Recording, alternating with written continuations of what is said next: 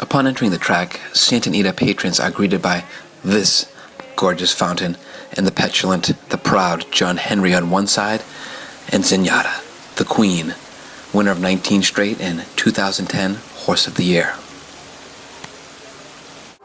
Adjacent to the two champions is the saddling area. Here, authenticity and closed hatches prepare for Friday's Breeders' Cup Distaff. Fans, curious onlookers, and handicappers await the horses as they make their way out to the paddock this way. Here, Beholder, winner of the 2012 Breeders' Cup Juvenile Filly, looks to repeat that success in the Breeders' Cup Distaff. She is followed by her trainer, Dick Mandela. The inside of the Breeders' Cup paddock is a coveted place, set aside for owners, jockeys, and trainers.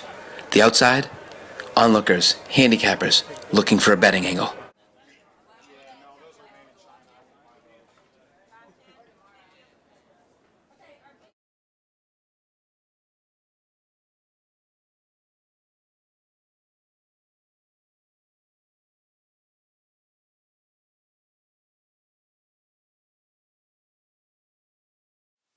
That's right. The first jockey to 9,000 victories, Lafitte Pincay Jr., was on hand greeting jockeys as they entered the paddock. Other Breeders' Cup paddock sightings, you ask? Shug McGahee, trainer of Kentucky Derby winner Orb. Todd Pletcher passed on by, and those are the green and white colors of D. Wayne Lucas, who's made many trips to the Breeders' Cup paddock and also to the winner's circle. Here on Friday, he takes a break from lunch to watch one of his past distaff winners, Lady's Secret.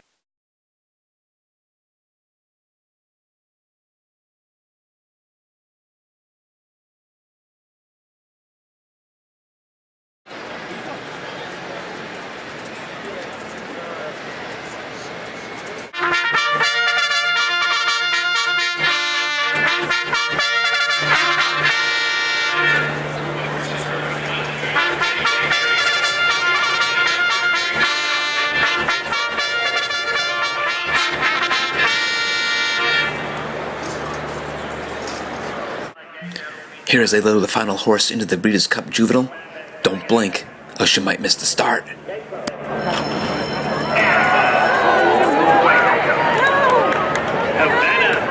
As the horses make their way around the track, they leave some unsung heroes behind. The assistant starters, the gate crew, the lead ponies, and the guys with the rakes that rake it all up.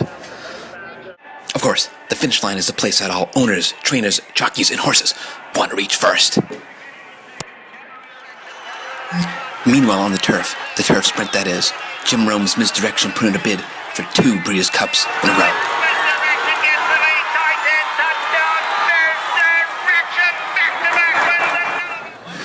This was jockey Mike Smith's 3rd win for Breeders' Cup 2013 and 20th all time. Reason enough to stop and pose for the paparazzi. Mikey! Alright, good job, man. Come and get him again. How many more are you going to win, Mike? Keep it going, keep it going. Smith started his winning ways on Friday with the first Breeders' Cup race of the meet, the marathon aboard the London Bridge. After weighing in, he sees friend Richie Migliore, former jockey and current HRTV commentator. At the Breeders' Cup, even the blanket of flowers get an escort. The first race on Breeders' Cup Saturday proved to be the most controversial, the Juvenile Filly. Here on the far outside in the pink silks, Gary Stevens gets a great start upon She's a Tiger. She's a Tiger sprints up, going to be forced to go wide. Scandal attack is right there as well. Secret compass in the future. The finish for She's a Tiger? Well, that's another thing altogether. Here in deep stretch, she bumps Ria Antonia, ekes out a nose victory, but the stewards put up the inquiry sign and take a long look. Gary Stevens comes back to cheers before the decision is made to disqualify her. Following the Juvenile Filly, Stevens ultimately ended up like these jockeys, a little dirty, a little dejected, but certainly with a big enough beef following the questionable disqualification of She's a Tiger.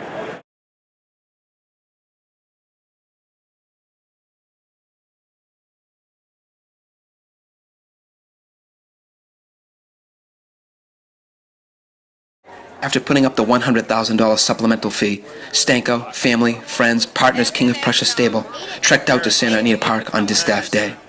As he usually does, Stanko watched the action through his binoculars as Princess of Selmar passed by the finish line the first time. And in the stands, the Stanko's usual whooping and yelling was more subdued this time. And instead of a winner's circle celebration, only an explanation from Javier Castellano as to why Princess of Selmar did not run this day. And the cheers this time were held for Beholder, two-time Breeders' Cup champion. Joining her in the Breeders' Cup two-time victory parade is Wise Dan in the mile and Groupie Doll in the filly and mare sprint. On Thursday, before all the Breeders' Cup action, Horse Racing Nation was lucky enough to catch these eventual winners. Marathon winner London Bridge, who needed all 1 mile and 3/4 to get to the finish line just in time to take the first Breeders' Cup race. We were also lucky enough to catch Juvenile winner New Year's Day, stretching his legs a few days before. Let's take a look at the top of the stretch in the Juvenile. Tough to see here. Pink colors, black hat, going to the whip number 4, chasing Havana and Strong Mandate home. Tight quarters, but he's going to be good enough to get there in an early Kentucky Derby favorite. Back to the Euro section of the backside, we find eventual turf winner, Magician, before he pulled off his magic following a 6-month layoff. As you can see, 55,000 plus turned out on Breeders' Cup Saturday to take in all the racing action. Let us do the same. Top of the stretch, Trevor Denman, take us home.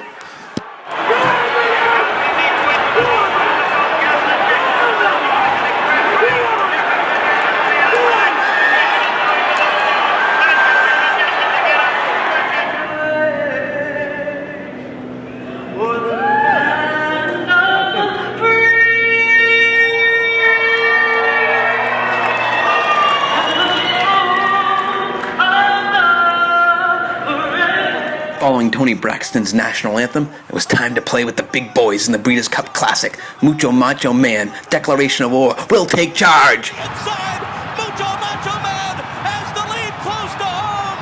Mucho Macho Man, Declaration of War, will take charge of Final Man. Mucho Macho Man! He did it over, will take charge. The Declaration of War in a thrilling Breeders' Cup Classic. And there you have it, a fitting way to end Breeders' Cup 2013. Gary Stevens, 50 years old, 7 years after retirement, comes back and wins his first Breeders' Cup Classic.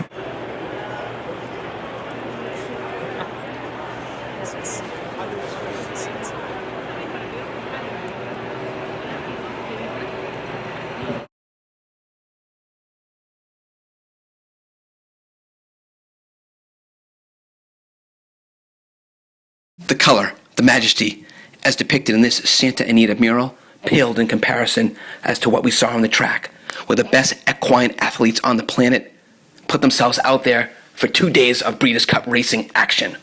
And the Breeders' Cup symbol could be seen everywhere for the 2 days of racing, including the hindquarters of a horse-drawn carriage parked on the stretch. And it was nice to actually see fans at a racetrack.